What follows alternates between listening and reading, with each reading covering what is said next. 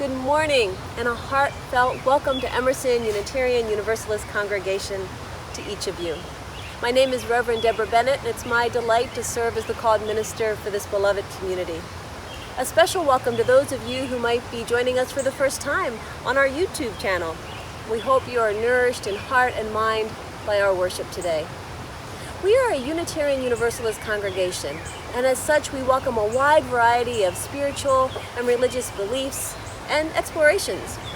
We join together not because of an agreed upon creed, but because together we honor the inherent worth and dignity of every person, and because together we recognize the interconnectedness of the entire world, and because we feel that it is together that we can help create a more just, sustainable, peaceful, and compassionate world. Whoever you are, wherever you call home, and whomever you love, you are truly welcomed here. I want to let you know that all are invited to join what we call our second hour activities after the service. They begin at 11:15, and there's options for adults, children, and youth. And the order of service, which is on our website, as well as you might have received it in the mail, you will find on our homepage, also on the website, it's listed our order of service. And on there will be all the links to all the gatherings that are coming up. So all you have to do is click on those and join one of our gatherings. It's a great time to be together. They're a great time to get to know each other and really to explore some wonderful topics. But for now, I'm going to invite you to take a deep breath, to relax with me, and to prepare your heart and mind for today's very special worship service. As you can tell, I'm sitting outside. And today is what we call Earth Sunday. It's the Sunday closest to the International Earth Day, and it's our time we set aside to take time to really celebrate the connection we have to our Earth and to really examine our responsibility in the stewardship of the Earth. Now this year we decided to call on voices from across our community, representing an array of spiritual traditions, each who affirm our interconnectedness and each that call us to be good stewards to this precious resource that we call home. Today you will hear story and song, ritual, ancient wisdom, and some prophetic new voices, inviting us all to recognize our interconnectedness, and you know what, in the words of Greta Thunberg, inviting us to wake up and change. So let's begin with lighting our chalice, and as I do so, I'm going to invite you to join me in the chalice lighting words this morning, because they are a pledge of allegiance to the earth. They were written by Vern Barrett. I pledge allegiance to the earth on which I stand, and to the environment of which I am a part, one planet in a process, with soil, water, and air like one body, indivisible, with resources to be cherished and protected by all. And now, I invite you to join me in our opening hymn. It's a chant to the earth. It's a chant to the Mother Earth. Mother, I feel you under my feet. Please rise as you're ready. Perhaps make a circle in your house. Perhaps stomp your feet. Perhaps open a window and take some fresh air. Let's join together in song.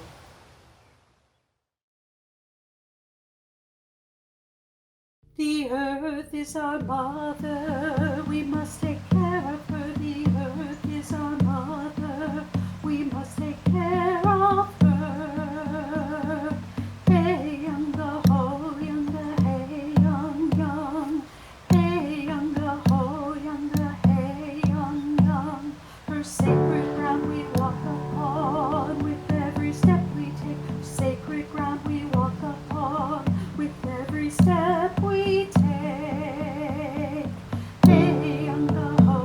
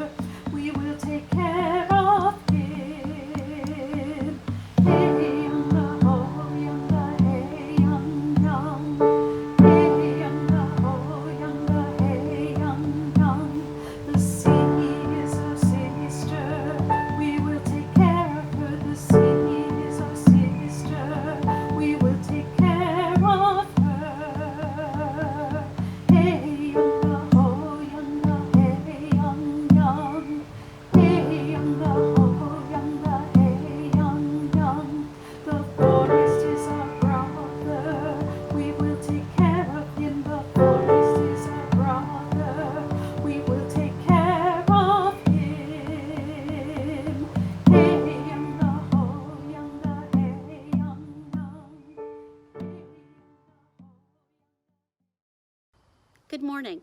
My name is Beth Klein, and I serve Emerson UU congregation as your religious education director.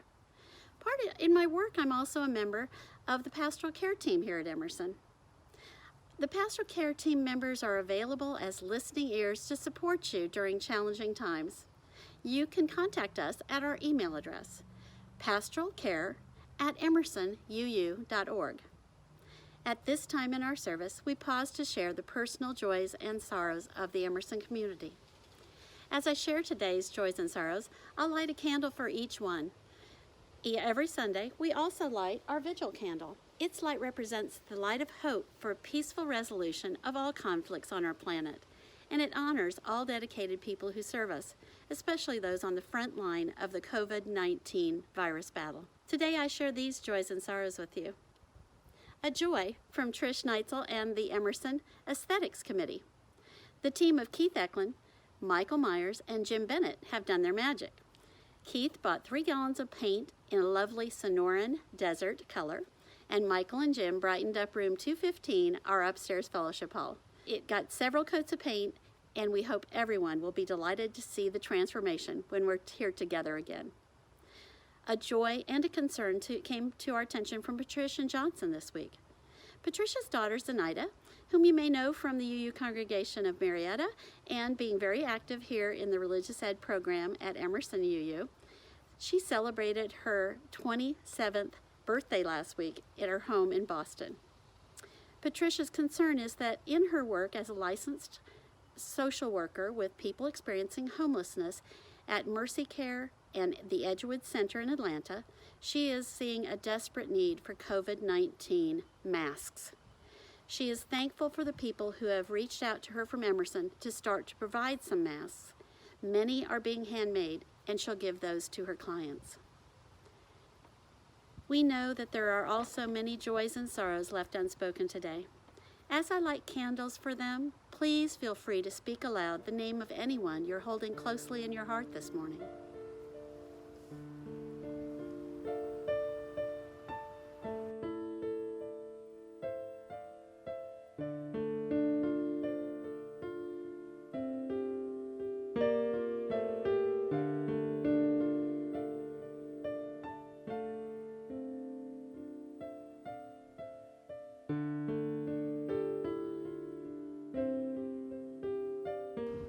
Let us send our heartfelt intentions to all people everywhere by offering the Buddhist prayer of loving kindness.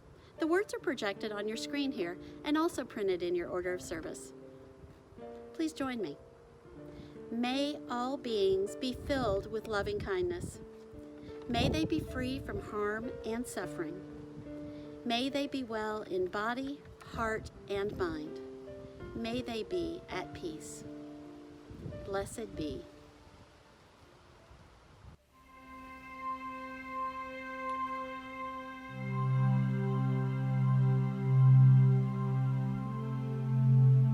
The Hindu view of nature is based upon the Vedas, Upanishads, and Vedanta, and their philosophical views, as well as Hindu devotional and ritualistic practices. According to Hindu thought, there is no separation between the divine and the world of nature. They are the two aspects of the same reality. The cosmic reality is one like the ocean. Nature, or the manifest world, is like the waves on the surface of the sea. Brahman is the unmanifest absolute, is like the depths of the sea. But it is all water, all the same single ocean. Ultimately, for the Hindu, as the Upanishads say, everything is Brahma. Sarvam Kalvadam Brahma. This does not mean that the informed Hindu mindlessly worships the forces of nature on an outer level out of superstition and fear. The Hindu perceives a divine and sacred presence working behind the forms of nature as their inner spirit, which is the real object of their adoration. The sacred presence of Brahman, or the supreme divine reality, is there in God. What is called Ishvar is cosmic Lord Hindu thought, yet it is also present in the soul or reincarnating entity, what is called the Jiva, as our higher self. And it is present in the world of nature, Jagat. God, soul, and the world are aspects of one reality, but not in a limited way. Each shares the entirety of the underlying reality. Each is sacred and holds the same deeper nature of being, consciousness, and bliss, Sat Chidananda. The Hindu yogi can discern the same supreme reality in the human being, a snake, a particle of dust, or a distant star, as well as beyond all time and space. This Vedic vision of unity is the basis for an ecological approach in which we can honor the entire universe as part of our own higher self. It takes us beyond the duality of God and the creation. God does not create the world out of nothing. The world, God, and the soul are inherent aspects of the same eternal being. We need not protect nature as we would an inferior creature. We can honor nature as our own greater life and expression.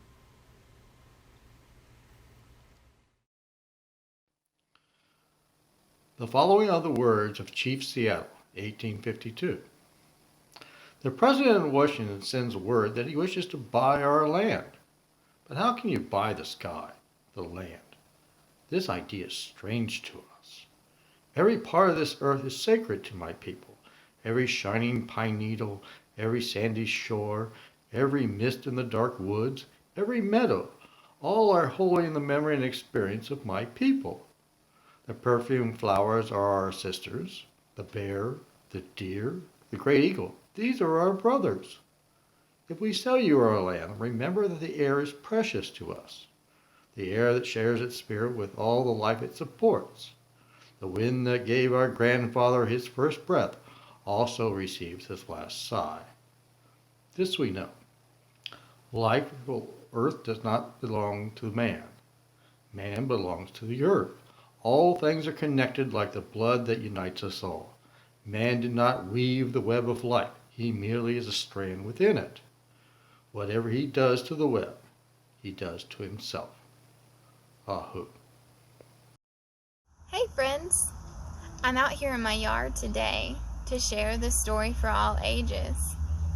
As you can see, I'm in my backyard. I have here beside me my favorite tree, and on the other side of me, a really tall fence. Now, we didn't know it when we bought this property, but we would soon find out that this fence is here because the previous owner used this land as a junkyard.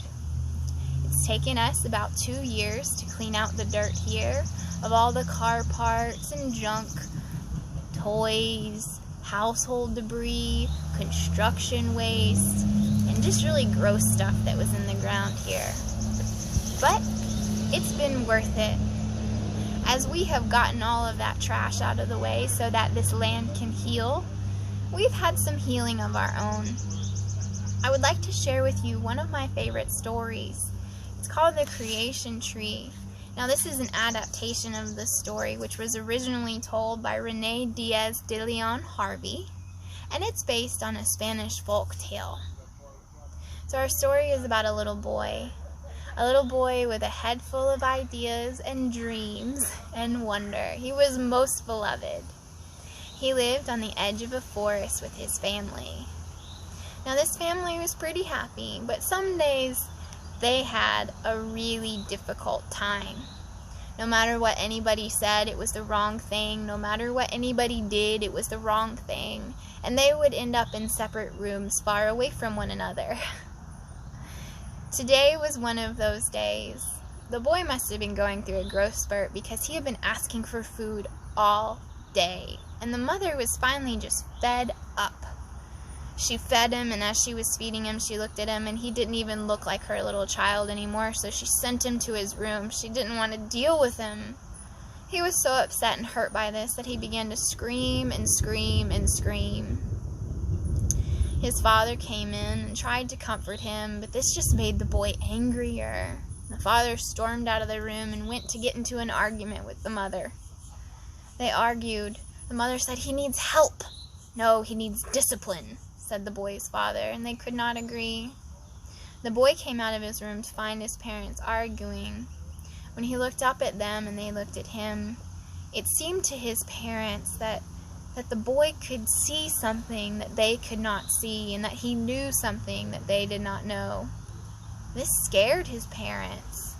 They looked at him with fear, as though they didn't recognize him. The boy felt this and saw this, and he was afraid too. He ran off out of the house and into the woods. He ran until he was exhausted and tired and completely lost.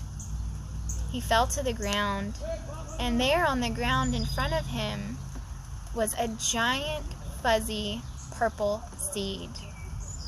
He picked the seed up. It was a pretty big seed. Picked it up and he sniffed it. It didn't smell like anything. He licked it. Oh, God, that was a terrible choice. It was a fuzzy seed. Yeah, so he cleaned out his mouth. And then he remembered what his parents had done with seeds in the past, so he dug a hole for it, and he buried it in the ground. And I tell you what, just as soon as the dirt was over that seed, a gigantic tree began to grow from the ground. It grew, and it grew, and it grew. And the boy looked up at it, and he said, "Grow, grow, my bountiful tree. Grow nuts and fruits for me." It did. The tree began to grow nuts and fruits, and the boy ate and was full. But then it began to thunder, just like it is now.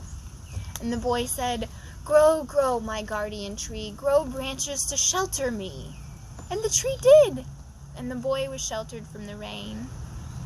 Night was falling, and finally the boy drifted off to sleep there in his forest nest. He awoke in the middle of the night, alone and scared.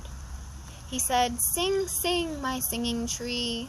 Sing a lullaby like my mother did for me." And the tree began to sway its branches, and as the wind moved through the leaves, it made a singing sound, and the boy drifted off to sleep.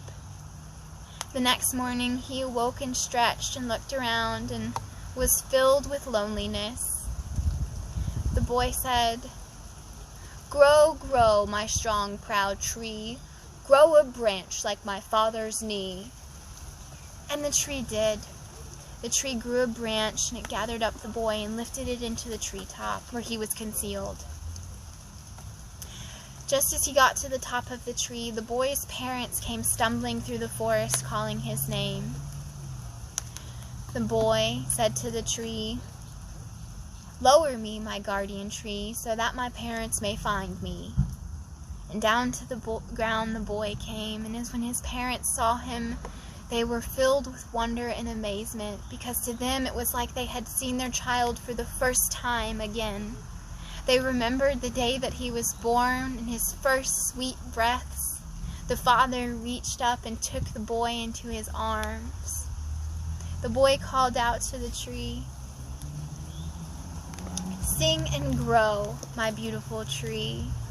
Bless this reunion of my parents and me." And at that moment, the tree began to sway and sing, and it showered the family in beautiful flowers. The family went home in harmony that day, but it doesn't always last. When they would grow ill with one another again, tired of the look of each other, they would go to the tree. They would sit beneath it and they would say, "Heal, heal, my healing tree. Heal my heart so my eyes can see." The parents would sit there, and the tree would again sway its branches and sing. But most importantly, they would be filled with the memory of the day their baby was born. They could see him again with a healed heart and eyes to see. The end. I hope that as you are all in your homes today, and I am out here in the rain, under my tree. You can look out your windows and see all the creatures living around you in this earth that we call home. And I hope you can also look in the mirror and see my favorite creature, you. Let's sing our song of dedication.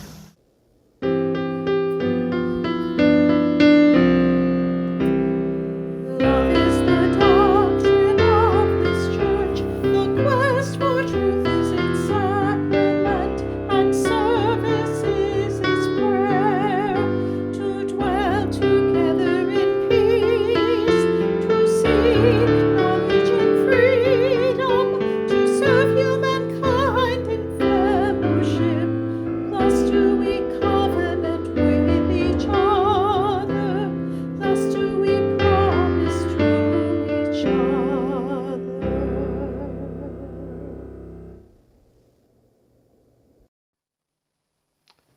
The following words are from the fifth philosophy, the earth, from the 7 philosophies for a Native American male, written by White Bison Incorporated. Our Mother Earth is the source of all life, whether it be plants, 2-legged, 4-legged, winged ones, or human beings. Our Mother Earth is the greatest teacher if we listen, observe, and respect her. When we live in harmony with the Mother Earth, she will recycle the things we consume and make them available to our children. As an Indian man, I must teach my children how to care for the earth, so it is there for the future generations. So, from now on, I realize the earth is our mother. I will treat her with honor and respect.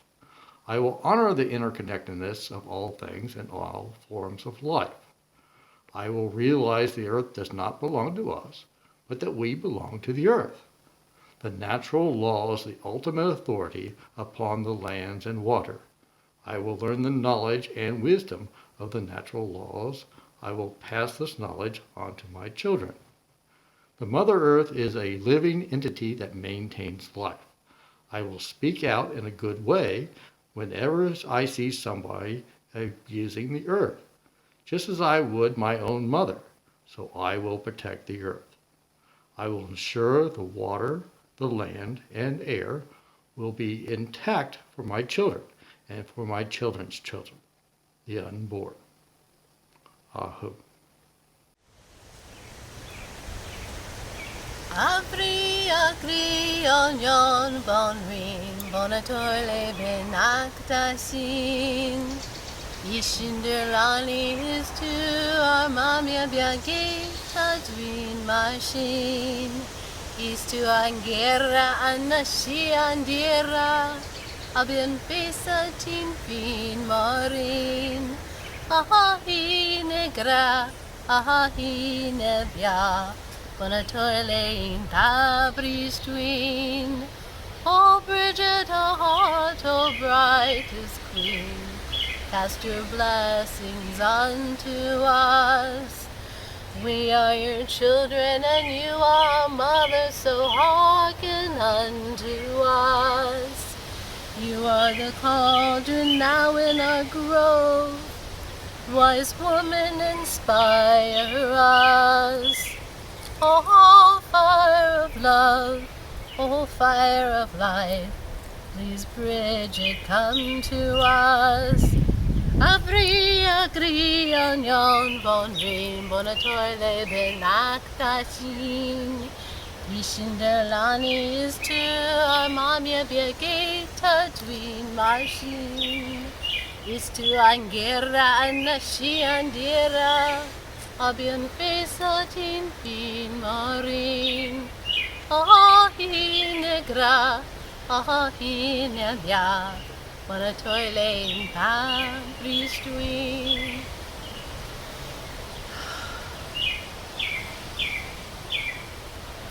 O Goddess, God, Holy Ones, grant thy protection, and in that protection, strength, and in that strength, understanding, and in that understanding, knowledge.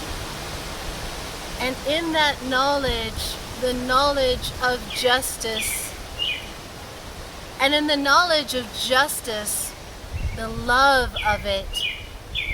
And in that love, the love of all existences. And in the love of all existences, the love of the goddess, the God, the holy ones, the earth our mother, and all goodness.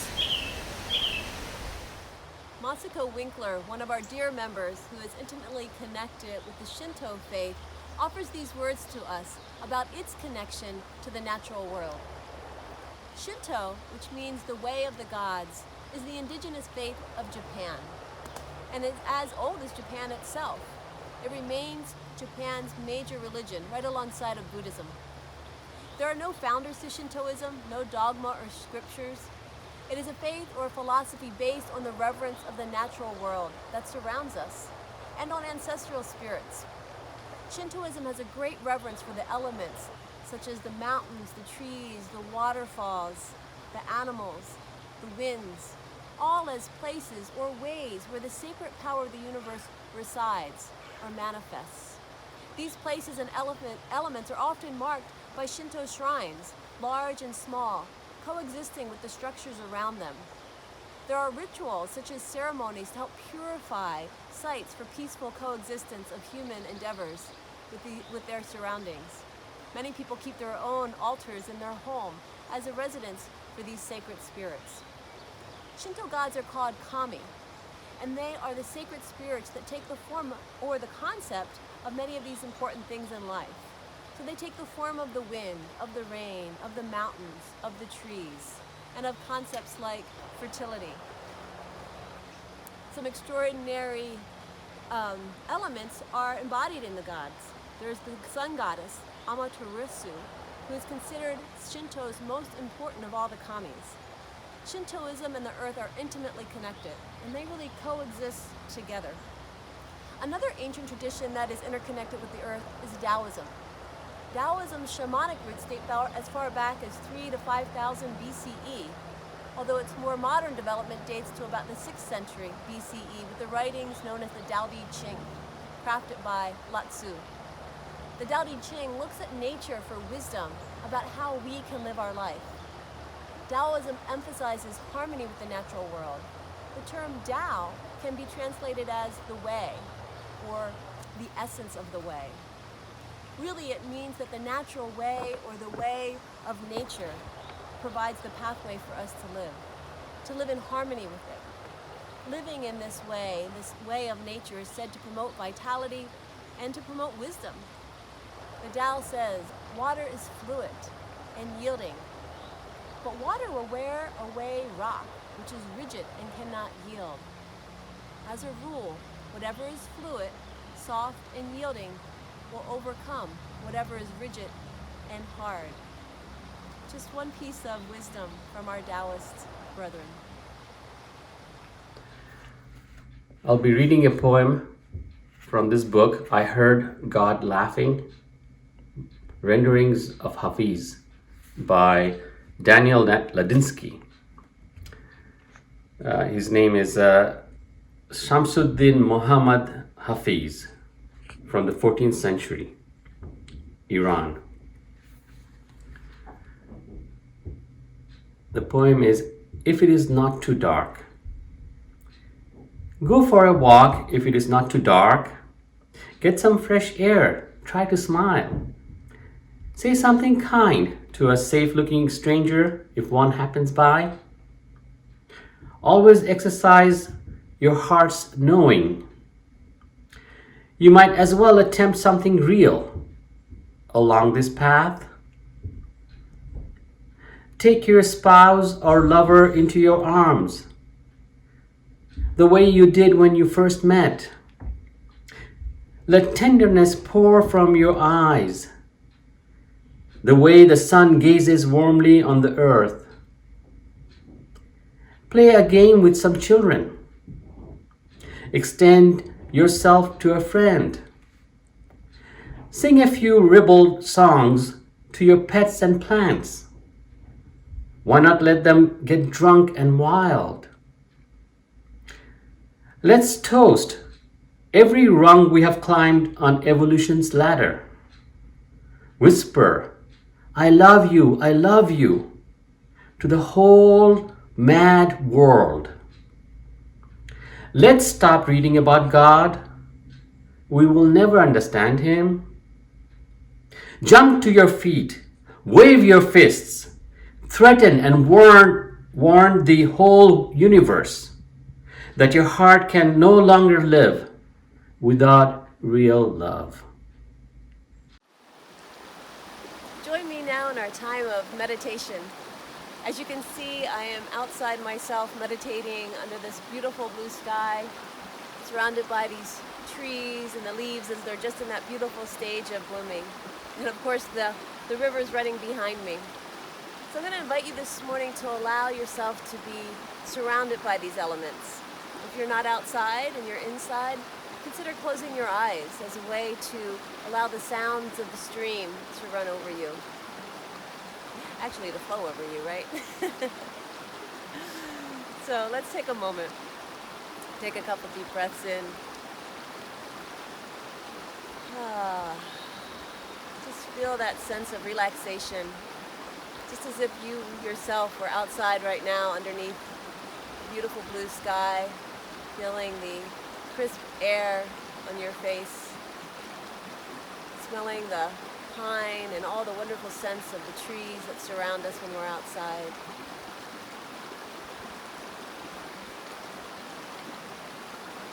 Let's just sit together in silence, allowing all of that to hold us as the sound of the water washes our cares away.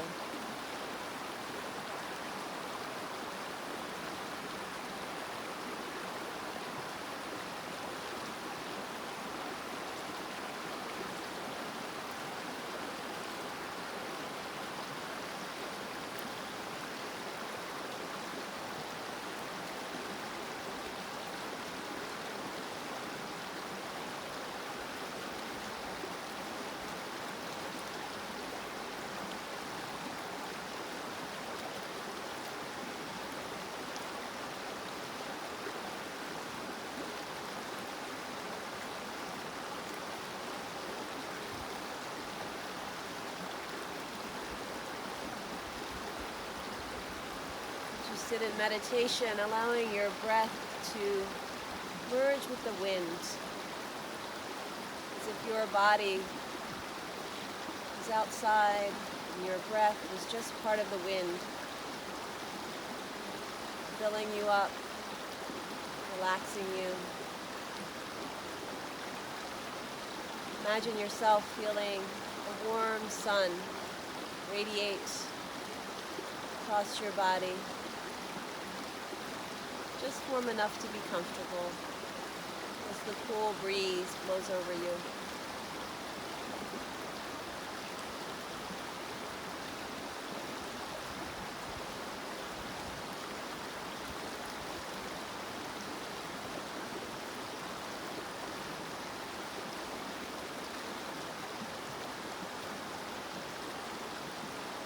And as you come back to awareness of your breath once again, take all of these elements with you throughout your day. Know that in any moment in the day you can stop, you can take a breath, allowing your breath to be part of the breath of the whole world. And you can listen to the sounds of nature outside you and around you. And allow that to calm you and carry you. As you're ready, open your eyes and welcome to a new day. The fundamental concepts and practices of Buddhism can provide insight into our deeper connections to nature and how we conduct ourselves. The Buddha taught that all phenomena are interdependent. This teaching, known as dependent origination, is found in all the schools of Buddhism. As recorded in the early suttas, a historical Buddha taught this doctrine on many different occasions. Very broadly, the doctrine of dependent origination teaches us that no phenomena has an independent existence. Whatever is comes into existence because of factors and conditions created by other phenomena. When factors and conditions no longer support that existence, that thing ceases to exist. The Buddha said, when this is, that is. With the arising of this comes the arising of that. When this isn't, that isn't. From the cessation of this comes the cessation of that. Now, Vietnamese Zen master Thich Nhat Hanh describes this concept of dependent origination in his essay Interbeing, which I will now read. If you are a poet, you will see clearly that there's a cloud floating in this sheet of paper. Without a cloud, there will be no rain. Without rain, trees cannot grow, and without trees, we cannot make paper. The cloud is essential for the paper to exist. If the cloud is not here, the sheet of paper cannot be here either. So we can say that the cloud and the paper inter-are. Interbeing is a word that is not in the dictionary yet, but if we combine the prefix inter with the verb to be, we have a new verb, interbe. Now, if we look into this sheet of paper even more deeply, we can see the sunshine in it. If the sunshine's not there, the forest cannot grow. In fact, nothing can grow. Even we cannot grow without sunshine. And so we know the sunshine is also in this sheet of paper. The paper and the sunshine inter-are. And if we continue to look, we can see the logger who cut the tree and brought it to the mill to be transformed into paper. And we see the wheat. Now we know the logger cannot exist without his daily bread. Therefore, the wheat that became his bread is also in this sheet of paper. And the logger's father and mother are in it too. And when we look in this way, we see that without all these things, this sheet of paper cannot exist. And if we look even more deeply, we can see that we are in it too. It's not that difficult to see, because when we look at a sheet of paper, the sheet of paper becomes part of our perception. So your mind is here, and my mind is here too. So we can say that everything in here is in this sheet of paper. You cannot point out one thing that's not here. I mean, time, space, the earth, rain, minerals in the soil, the sunshine, the cloud, the river, the heat, everything coexists with this sheet of paper. That is why I think the word interbe should be in the dictionary. To be is to interbe. You cannot just be by yourself alone. You have to interbe with everything. This sheet of paper is because everything is. Now, suppose we try to return one of the elements to its source. Suppose we return the sunshine to the sun. Do you think that this sheet of paper would still be possible? No. Without sunshine, nothing can be. And if we return the logger to his mother, then we have no sheet of paper either. The fact is, this sheet of paper is made up only of non-paper elements. And if we return these non-paper elements to their sources, there could be no paper at all. Without non-paper elements, like the mind, logger, sunshine, and so on, there will be no paper. And as thin as this sheet of paper is, it contains everything in the universe in it. So if we apply Thich Nhat Hanh's idea of interbeing, we can begin to see that we are both nothing and everything at the same time. When this is fully realized, seeing ourselves as separate from others disappears, and great compassion can arise within us for all beings, people, animals, plants, and the earth. So the old joke goes, what did the Zen master say to the hot dog vendor? Make me one with everything. May you be safe, may you be happy, may you be well, and may you be at peace. Thank you.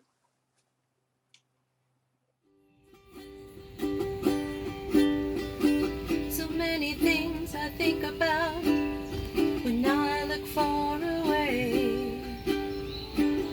Things I know, things I wonder, things I like to say.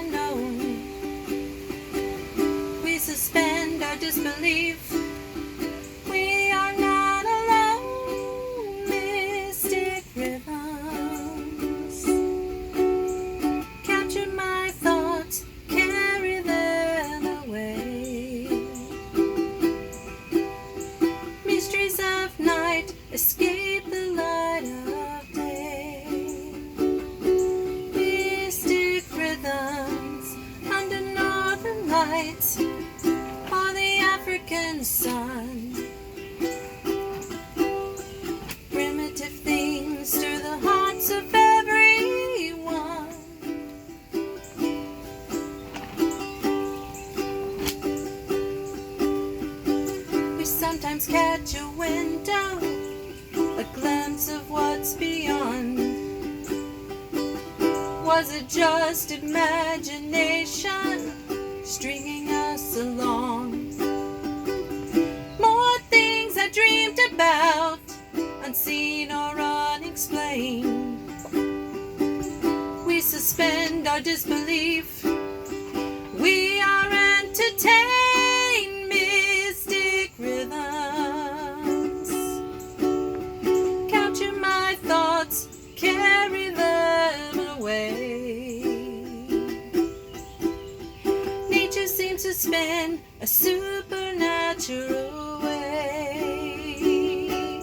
Mystic rhythms under city lights or a canopy of stars. We feel the powers and we wonder what they are.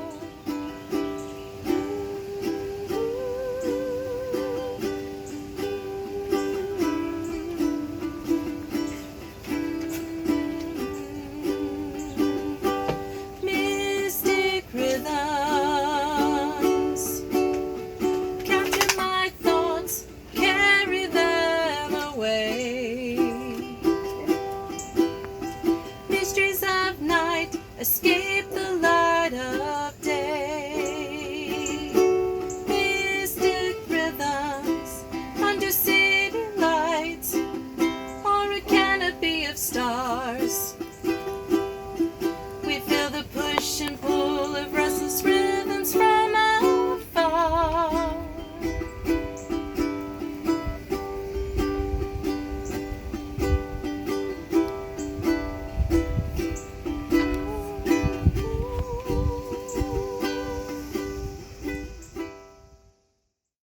We Unitarian Universalists believe that the earth is a gift to us. It is our home. We need to respect our earth home because we can't live without it. The problem we face is not the work of one, it is the work of all. If you look at your home like you look at the earth, would you let your sinks fill up with toxic plastic and chemicals, fill your house with toxic gases from industry, and even bury a trash heap in your backyard? These all sound gross and unimaginable, but it is really happening on our planet. According to the Yale Environmental 360, cities like Miami and New Orleans will be underwater in a matter of decades from rising sea levels. Many people need to work on their care for our planet, and we choose to spread our principles about it by showing how we take action. Emersonians know the importance of conserving water, recycling, conserving power, keeping food from being wasted, not buying one-use plastic items, and more. Some of us even have solar panels on our roof or are planning to do so. We know the importance of caring for our planet, and we choose to act upon it. It is sad how most people are only focused on the now. They don't think of what all this living in comfort can add up to. It feels so important to run your engine to stay warm while waiting for your child in the carpool line when school hasn't even been let out yet. You need to drive out to get dinner because you don't want to make something out of the stuff you already have in the fridge. And you can't resist buying a new car even though you have a perfectly good one that you got 2 years ago because you just want more luxury. All these things add up to a big problem that just doesn't stop growing. We need to forget about living perfectly comfortable and to go fix the problem that we have laid out for ourselves. Connecting with nature is an important thing to do. It can help us realize the beauty of nature and what we are doing is wrong. You can sit in the shade of a tree on a sunny day. You think how the rate of deforestation is going up with 42 million trees cut down daily. A bird tweets nearby, and you realize 3 billion fewer birds are in North America than in 1970. A nearby stream gurgles, and the thought comes to you that 8 million tons of plastic enter the ocean every year. Now you have time to think about how you can help set things right. We UUs value the earth, and we have faith that we can change things for the better. Everybody in this world needs the right mindset to understand and react to what the current situation is. Our seventh principle, respect for the interdependent web of life and all existence, of which we are a part, is one way to understand it. It states in the principle that we are a part of it all. Why bite the hand that feeds you? The respect for the earth is something that needs to be found in order to make a difference. Good morning. I'm Nick Jokay, co-chair of the Environmental Task Force. And my name is Denise Carden, co-chair of the Environmental Task Force. And we have an important announcement to make. As of March 26, 2020, we have officially been recognized as a UUA Green Sanctuary accredited congregation. We are among only 25% of the UU congregations to be bestowed this honor. The Green Sanctuary program is a path for congregational study, reflection, and action in response to environmental challenges. It provides a structure for congregations to examine their current environmental impacts and move towards more sustainable practices grounded in Unitarian Universalism. Each congregation performs a self-assessment, writes a plan, and completes several projects across 4 focus areas. They are environmental justice, worship and celebration, religious education, and sustainable living. The goal is to bring the congregational culture into a greater alignment with environmental awareness, faith, and practice. Many thanks to the team members of our 4 focus groups. Sustainable Living, Christy Ogle, Art Wickman, Colleen Radbill, Susan Ullman. Worship and celebration, Blaine LaFay. Religious Education, Audrey Pickett-Tice, Shagat Robb, Carolyn Hadaway. Environmental justice, Lindy Moot and Melissa Vickery. Maria Benitez, Karen Anderson Cordova. Special thanks to Fred and Marjorie Macy, Michael Myers, Mark Horn, and Lynette Carlisle. Activities led by our team have created opportunity for reflection and growth. Reflections of the journey. We have a deeper, more personal understanding and relationship with the terms earth justice and especially social justice. I see differently now. Melissa. It seemed to be a massive undertaking at the beginning, but so many wonderful people joined in and shared their talents, creativity, and passion. So many lessons learned and great information lovingly offered to our Emerson community, who accepted and incorporated new habits into their lives. Colleen. Green Sanctuary accreditation reflects who we are, individually and collectively. We care about each other and our world, and we especially care about generations to come and how important it is to give them a green and clean planet for their future. Susan. The trail ahead. Green Sanctuary activities in the coming year. Youth and adult RE environmental classes and films. Grow our Carpool Sunday. Sustainable eating activities. 7th Principal Day Camp. Moving towards a carbon-neutral Emerson campus.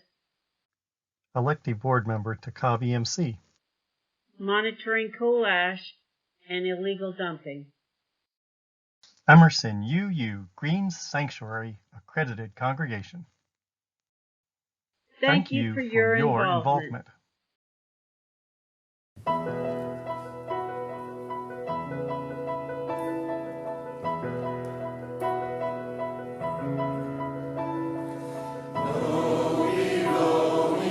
Feel no motion, standing on these mountains and plains, far away from the rolling ocean. Still my dry land heart can say,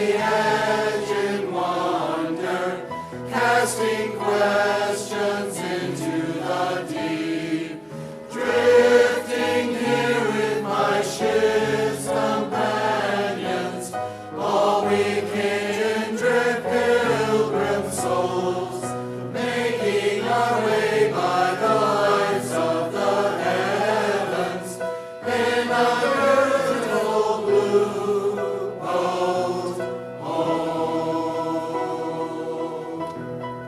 And sing like you feel it.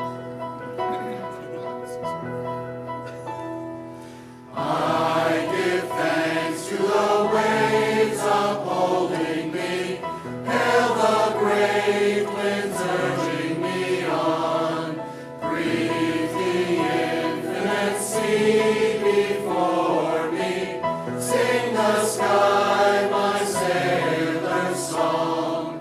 I was born upon the fathoms, never harbor or port have I known. The wide universe is the ocean I travel, and the earth is my blue boat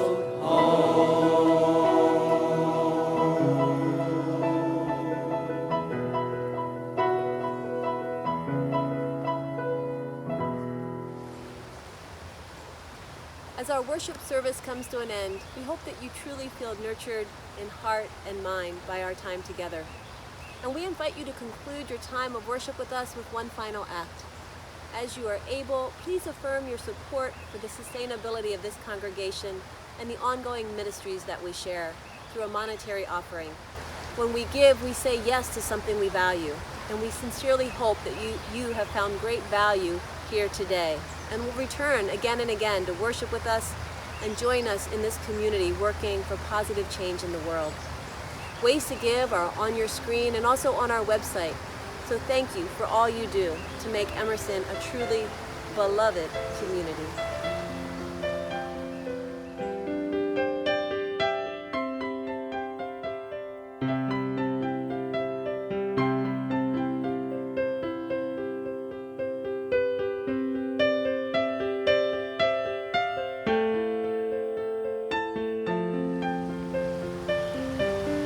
Thank you for your generosity.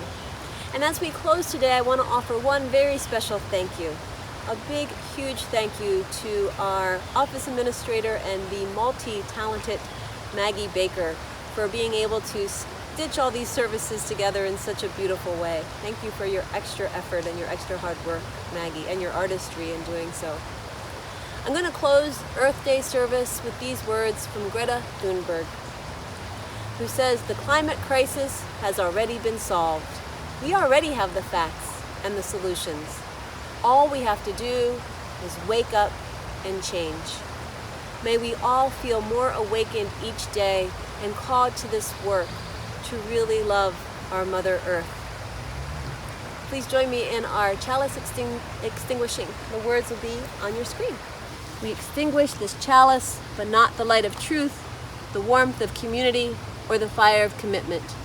These we carry in our hearts and out into the world until we are together again.